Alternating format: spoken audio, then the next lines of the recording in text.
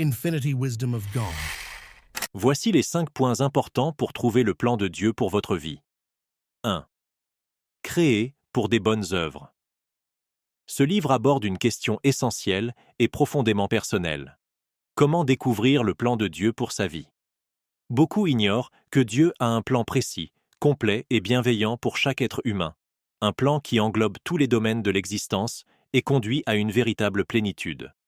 D'autres sentent que Dieu les appelle à une mission, sans savoir comment la discerner, ce qui engendre frustration et insatisfaction. Ce message vise à éclairer ce chemin et à présenter des étapes pratiques pour marcher dans le plan divin. L'apôtre Paul affirme dans Éphésiens 2:10 que nous sommes l'ouvrage de Dieu, créé en Christ pour des œuvres préparées d'avance. Le terme grec poéma révèle que chaque croyant est un chef-d'œuvre unique de la création divine. Dieu ne se contente pas d'améliorer l'homme. Par Jésus-Christ, il le recrée entièrement. Cette transformation commence par un acte créateur de Dieu dans le cœur, comme le priait David. « Ô Dieu, crée en moi un cœur pur. » Selon 2 Corinthiens 5, cette nouvelle création suit un processus en 3 phases. D'abord, le péché doit être traité, car il constitue la barrière entre Dieu et l'homme.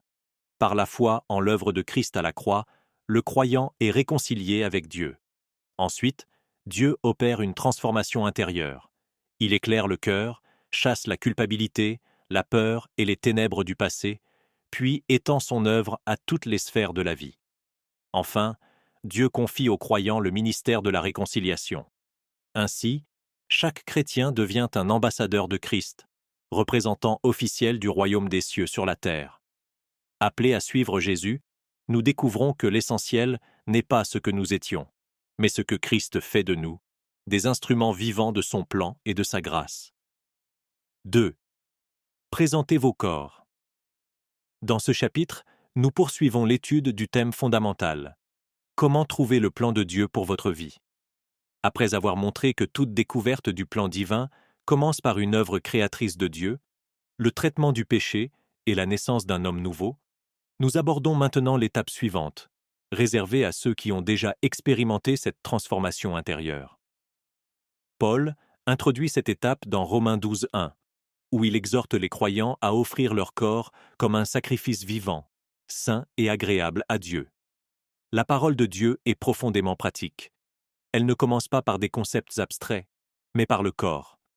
Donner son corps à Dieu, c'est se donner entièrement à lui. Dieu ne veut pas seulement ce que nous portons en nous, il veut le contenant autant que le contenu. Le sacrifice demandé n'est pas un cadavre, comme dans l'Ancien Testament, mais une vie vivante, volontairement placée sur l'autel de Dieu. Cet acte de consécration est un choix personnel. Présenter son corps à Dieu signifie lui abandonner le droit de diriger nos décisions, nos déplacements et nos activités. Où que Dieu envoie, quoi qu'il demande, le croyant répond par la confiance et l'obéissance. De cette offrande découle un changement intérieur profond. Paul déclare que l'intelligence est renouvelée, et c'est seulement par ce renouvellement que l'on peut discerner et expérimenter la volonté de Dieu. Cette volonté se révèle progressivement comme bonne, agréable et parfaite, couvrant tous les domaines de la vie et répondant à tous les besoins véritables. L'intelligence charnelle, dominée par l'égocentrisme, je veux, je pense, je sens, est en opposition avec Dieu et incapable de recevoir sa volonté. Jésus enseigne qu'il faut perdre cette ancienne âme-vie pour en trouver une nouvelle. Renoncer à soi-même est donc indispensable pour entrer dans la plénitude du plan divin. Il y a une vie à abandonner et une autre à découvrir. Trouver le plan de Dieu exige une décision volontaire. Laissez Dieu renouveler l'intelligence afin de marcher dans les œuvres qu'il a préparées d'avance. 3. Soyez renouvelés dans votre esprit. Après la nouvelle création en Christ et la consécration du corps comme sacrifice vivant, Dieu agit plus profondément encore en renouvelant l'intelligence. C'est à cette intelligence renouvelée qu'il révèle sa volonté, et cette révélation se fait de manière progressive, d'abord bonne, puis agréable, et enfin parfaite. Plus nous avançons avec Dieu, plus sa volonté se manifeste dans sa plénitude. Paul explique dans Romains 12:3 ce qui caractérise une intelligence véritablement renouvelée. L'auteur en dégage 4 manifestations principales. La première est un changement radical de centre. L'intelligence n'est plus centrée sur elle-même, mais sur Dieu. Elle n'est plus dominée par « je veux, je pense, je sens », mais par la gloire de Dieu, l'avancement de son royaume et l'accomplissement de sa volonté. Le croyant ne cherche plus d'abord son intérêt personnel, mais ce qui glorifie Dieu. La deuxième caractéristique est l'humilité. L'intelligence renouvelée ne se surestime pas, ne cherche ni la domination ni la reconnaissance, mais adopte l'attitude de serviteur enseignée par Jésus. Elle ne cherche pas à recevoir, mais à donner, à l'image du Christ venu pour servir et offrir sa vie. La troisième manifestation est la sobriété et le réalisme. L'intelligence renouvelée évite les extrêmes, ni fantasmes irréalistes, ni autodépréciation ou dépression. Elle accepte les réalités de la vie et se discipline dans ses pensées. La maturité spirituelle se manifeste par un esprit équilibré et stable. Enfin, la quatrième caractéristique est le respect de la mesure de foi donnée par Dieu. L'intelligence renouvelée reste humble, ne prétend pas croire au-delà de ce que Dieu a réellement accordé. La foi véritable ne s'exalte pas elle-même, mais exalte Dieu. Elle reconnaît un grand Dieu et un petit moi. Ainsi, le renouvellement de l'intelligence est indispensable pour marcher avec justesse dans le plan de Dieu. La prochaine étape consistera à devenir un membre actif d'un corps spirituel vivant. Quatrième, trouver sa place dans le corps. L'intelligence renouvelée conduit naturellement le croyant à sa juste place dans le corps de Christ. Lorsqu'elle est guidée par l'Esprit de Dieu, elle révèle que nul ne peut vivre ni accomplir le dessein divin de manière isolée. Chaque croyant n'est qu'un membre, incomplet en lui-même, appelé à fonctionner en relation avec d'autres au sein d'un corps vivant. L'intelligence renouvelée agit comme un radar spirituel. De même qu'un avion est guidé avec précision vers la bonne piste, l'Esprit de Dieu conduit le croyant exactement à la place que Dieu a choisie pour lui dans le corps. Ce placement n'est pas le fruit d'une décision personnelle ou d'une préférence humaine, mais d'un choix souverain de Dieu. Comme l'enseigne Paul en 1 Corinthiens 12, Dieu place chaque membre dans le corps comme il le veut. En entrant dans le corps, le croyant s'unit à une réalité plus grande que lui-même, sans perdre pour autant son identité personnelle. Il ne disparaît pas dans un ensemble impersonnel, mais conserve sa singularité tout en participant à la vie, à la force et au dessein du tout.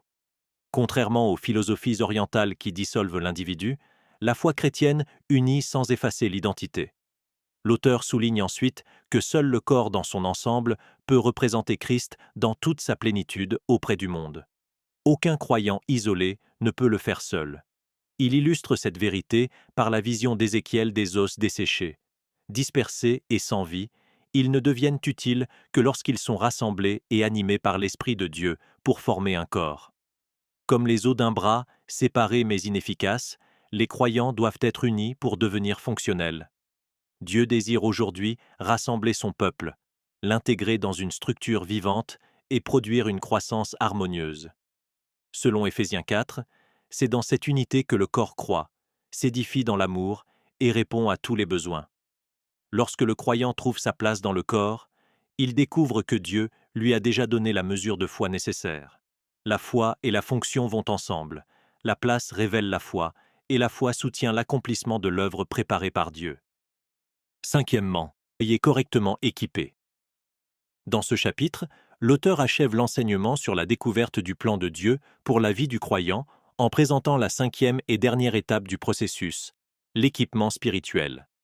Après avoir exposé les 4 étapes précédentes, la nouvelle naissance, la consécration du corps, le renouvellement de l'intelligence et la découverte de sa place dans le corps de Christ, il montre que personne ne peut accomplir sa fonction sans être correctement équipé par Dieu. S'appuyant sur Romains 12, 3 à 5, l'auteur rappelle que chaque croyant est un membre du corps de Christ, doté d'une fonction spécifique. L'intelligence renouvelée agit comme un radar spirituel, guidant chacun vers la place que Dieu lui a assignée. Mais cette place, à elle seule, ne suffit pas. Elle doit être accompagnée de l'équipement approprié. Dans Romains 12, 6 à 8, Paul parle des dons spirituels. Ces dons constituent l'équipement surnaturel donné par Dieu selon la grâce et en parfaite cohérence avec la fonction de chaque membre. L'auteur insiste sur un principe fondamental.